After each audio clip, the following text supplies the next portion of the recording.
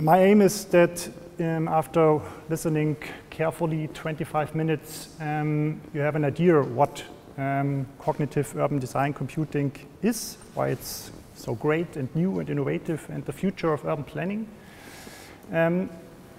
Starting from the context, what many of you may have heard, so there are many changes in our urban life today. There are digital disruption, there are transformations, there are new forms of mobility, new forms of living, new forms of rent contracts. Many things are changing, population is growing, urbanization is increasing. That's great for urban planners because we are used to deal with these challenges. So that's what urban planning is for.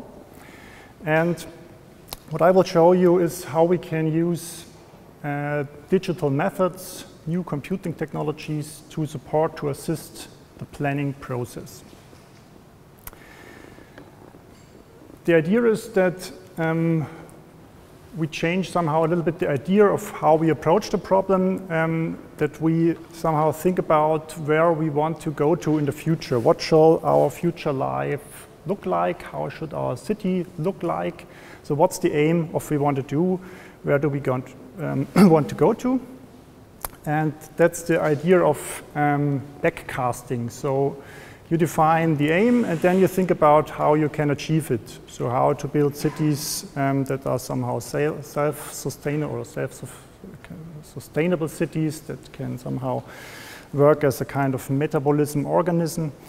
And the idea of the tools that I will show you is that they shall somehow assist us, lead us the way towards these cities, or the planning solutions for the problems that we can formulate. That's why it's called cognitive urban design computing. This kind of mountain guide that I've seen in before, this shall be the job of the machine that you use. So the idea is that we try to integrate as many analysis methods, simulation tools, some of these tools or methods you have seen in the presentations in before, where you can simulate energy systems, optimize them. Also in our context, food production is a topic which we may see later. So the idea is everything that we can compute, we give our machine and let it compute and ask the machine to produce something or to tell us what's the best result. So using optimization, as we have seen it in before, is one of the technologies that we implement here.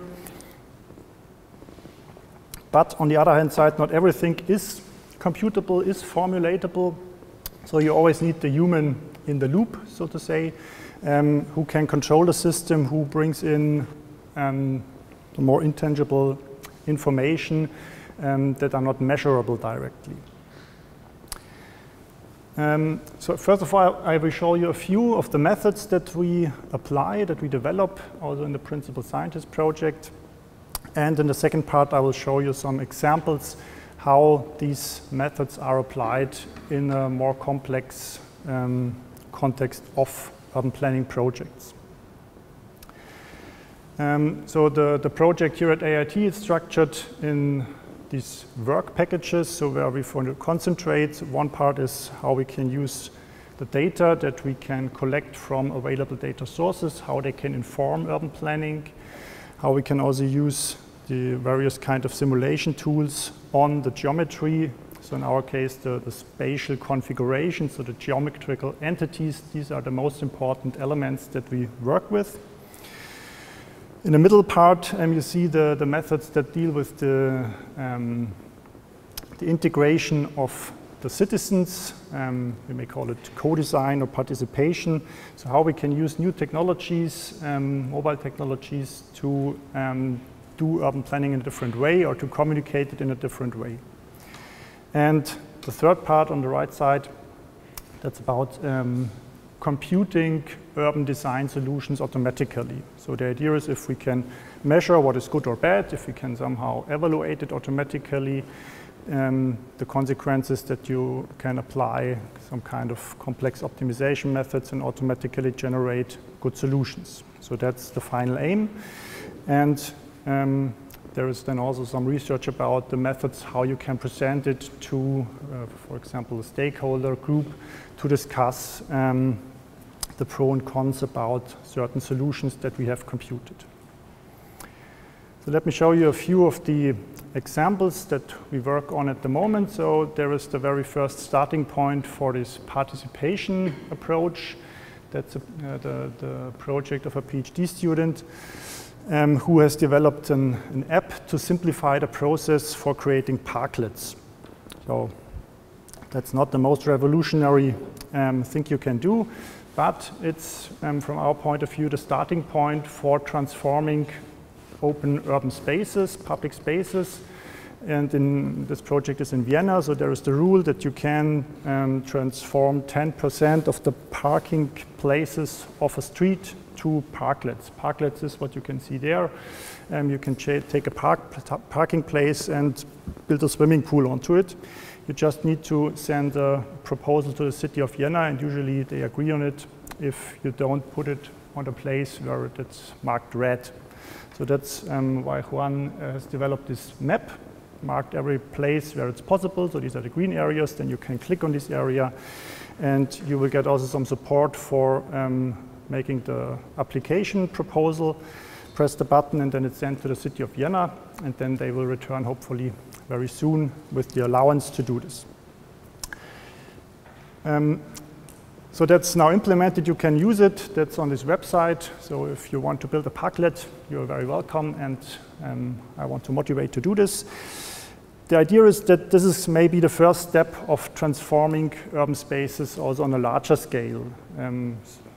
Some of you may know the project in Barcelona, where somehow they managed to transform not only individual parking places, but whole street segments, whole streets to places without cars. And that's, of course, the key idea.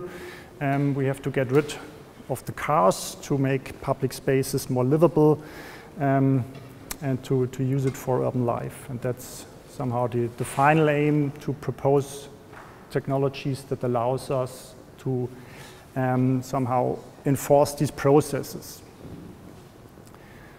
The next step is that we also want to use available open data or data. So usually we use data that's from OpenStreetMap or publicly available, and extracting information about existing solution, about structures and the properties. In this case, is starts from the street networks to identify urban areas with certain properties that we can measure, or collect data from open sources, open data sources as well, about the usage of these areas, number of shops, everything that you can get. And you can use this information to classify these spatial entities that are colored here. And so first of all, we just analyze it, but that's the first step. For the next step, we develop some data structures that enables us to use these bits and pieces with different sizes to recombine them for giving us some proposals for new design projects. That's always the aim. That's why you see here these kind of chromosomes. The idea is to use later these evolutionary optimization processes that can recombine these elements based on some data structures that we develop in these research projects as well. Including to this, that's to characterize the spatial configurations that we use. For example, the network information, that's very simple to compute, for example, in centrality measures based on certain distances, where you may use the metrical shortest distance or the cognitive shortest distance or some travel times.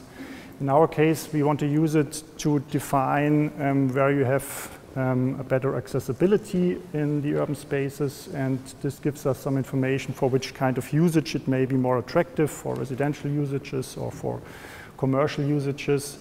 That's then used later in the optimization process that can tell us which newly generated structure fulfills certain criteria in a better way. We can even increase this to the level of more complex simulations, where we simulate the development process. If we assume that we include some kind of residential choice simulation in these models, then this may depend on the accessibility or the distance between land uses, so how far away you are from a park or from a, some kind of shopping facility or whatsoever may define your decision to choose a certain location. And this, so our aim is always to make this kind of analysis and simulations as simple as possible. You see here at the bottom row a visual programming language where we include all these tools that we developed. That's called Grasshopper. It's a visual programming language for a CAD system. And this makes it very usable for urban planners, also in the practice, and also for the students to experiment with these tools. So that's the idea, to always to experiment with the results from the research projects in specific either student projects and then later also on the level of applied projects together with some consultants or urban planning companies. So here you see we easily can then generate also street networks based on certain parametric logics, making some tests that either uses random configurations or what you have seen in the video before. You can just use existing street networks and recombine them in a certain way. Then running all the information about the network analysis, for example. We could also use some kind of energy evaluation methods. But here the example is to show that also with the newly generated part, you can then include it to the existing environment and generate information about the quality of spaces that you may create with this new layout of a street. This information can then be used to continue with generating the blocks or the parcels. Right, so that's again the same logic that you have a model that generates the spatial configurations. This may be based on the information from the accessibility map that you have seen about the sizes or the usages that we place on these newly generated areas. And continuing with a module that allows us to generate automatically also the building volumes or the building typologies as it's shown here. So in the background you see the 3D volumes. And there are 3 different typologies that we implemented. And we can also make them dependent on the simulation results or on density information, also on some kind of energy estimations for supply and demand that we want to have in these areas. So that's something we are working on at the moment. That's also included in this kind of visual programming environment. That's the idea of using multi-criteria optimization for synthesizing these or for including the steps that I've shown you in an automatized synthesis process. So here you see at least the idea of the Pareto curve. If you have only 2 contradicting criteria that you want to achieve or optimize with your design process, with the synthesis process. Usually in urban planning you have many more, makes it more complicated or difficult to visualize. But the idea is always that we can just take the requirements from the urban designers, put it in the system, don't care about if it's possible to find the optimal solution or not. The idea is that these tools, they help us to generate good compromises or useful solutions that are somehow satisfying. So we use optimization techniques, but they are not used for finding the optimal solution. That's very important because you cannot find the best urban design solution. But you can use it to search for good ones. And that's the idea here, that we just generate a set of good solutions. That's the methodological background.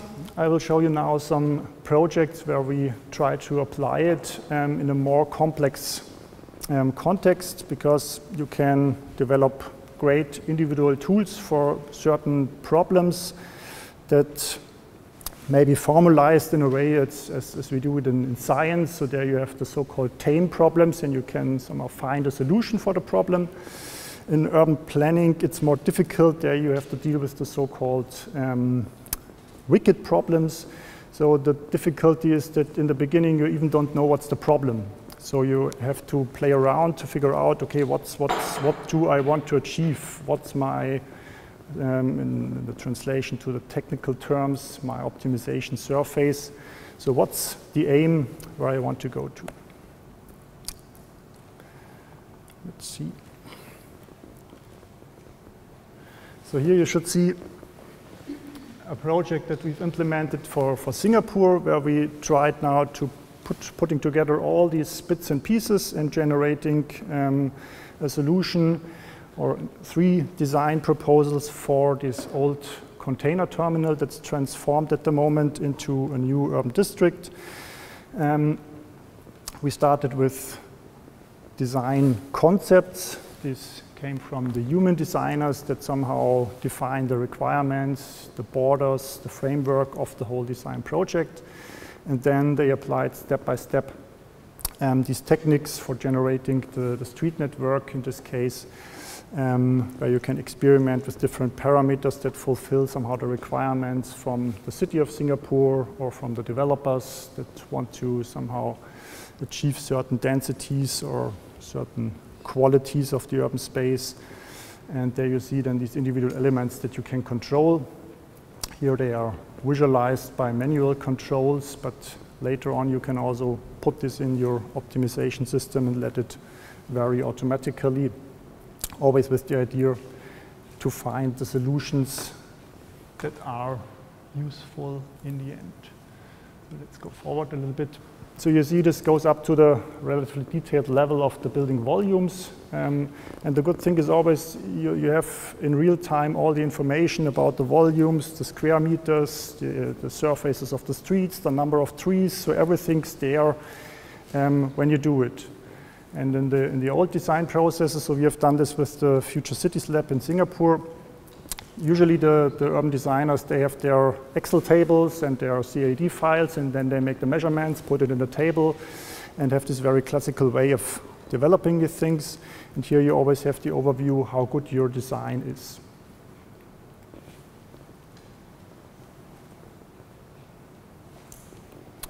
So that's then how the results may look.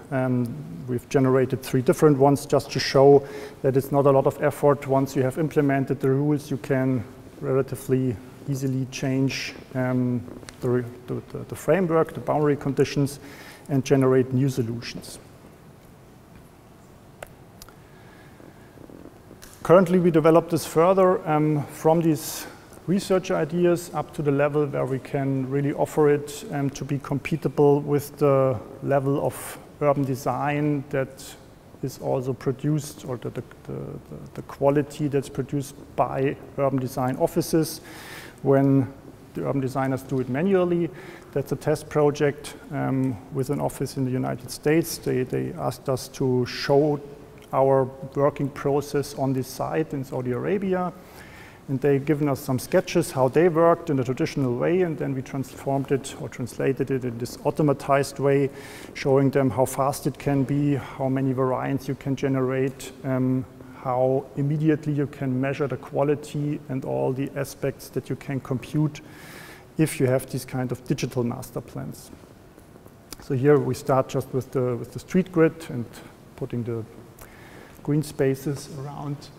The more exciting part comes later. So here you define in a more sketch-like way the usages where you want to have offices or residential areas, or shopping areas. And then the algorithm in the background computes automatically the distribution and transforms this then in the next step. Also to the 3-dimensional volumes. So then you have everything in the process, and that's what usually, that's how an urban design proposal usually looks like. So you have these volumes, the street spaces, the green spaces, public transport is included there, and then you can compare variance with the key measures in the background. And here you can easily control the height, the density, everything on the fly, experimenting with the potential of your design. that's the kind of interface that we put in front of this relatively complex visual programming environment that you've seen before. A little bit more complex project is in Ethiopia, where we try to support the urbanization process in Ethiopia. So some people say they want to build 8,000 cities for 10,000 people per city. I reduced it because I thought that cannot be true. But even 800 is a lot of cities, and in Ethiopia you don't have urban planners. So we thought it would be a helpful contribution to offer them programs that automatically generate the cities. And that's what we do since a few years, with the idea that, of course, we want to generate sustainable cities, including many different aspects that they shall also offering a concept, as we developed it in one project here, for creating jobs, for including the resources that you find around the city, that it really can work, because without energy, without water, without food, without jobs, you cannot create a city. And that's a relatively complicated diagram that you see here, and now the aim is that we have to simulate if this really can work. And in the end, there's again one of these nice videos how we have implemented it so far, just for generating a city. This was also done together with some students. So here they developed these layers and try to include all these aspects, these requirements, that they can generate these, in the end, real cities that could be built. Starting from the topography, we also given them different topographical information, different locations, just to test if these programs work at every place. And a set of requirements. It should work for 10,000 people in this case. So I'll go a little bit forward. So here you just see the elements that you've seen in before as well. So we compute then different measures in the background that characterize the quality of the structures, up to some distribution logics, how to place different functions in your city following certain requirements. And in the end, you get your very nice urban design automatically generated. So once you have this program, you can apply it wherever you want, and it always try to generate a meaningful solution. What we do as well is to set up the so-called City Intelligence Lab, because now we have the problem that we can generate a lot of solutions that have a lot of criteria, and we can show them, we can present them, we can compare them, but we need a way to do this also technically, having larger screens, more different views on the solution, on the set of solutions, and also using new technologies like augmented reality. I'm just showing you this because it gives a great impression about the project in Ethiopia. So that's one approach that we often use to make the 360-degree videos. So that's really the place in Ethiopia where they want to start from a small village to build a city for 10,000 people. And that's the Emergent Cities Lab, where we collaborate with. And let me show you. So the idea is that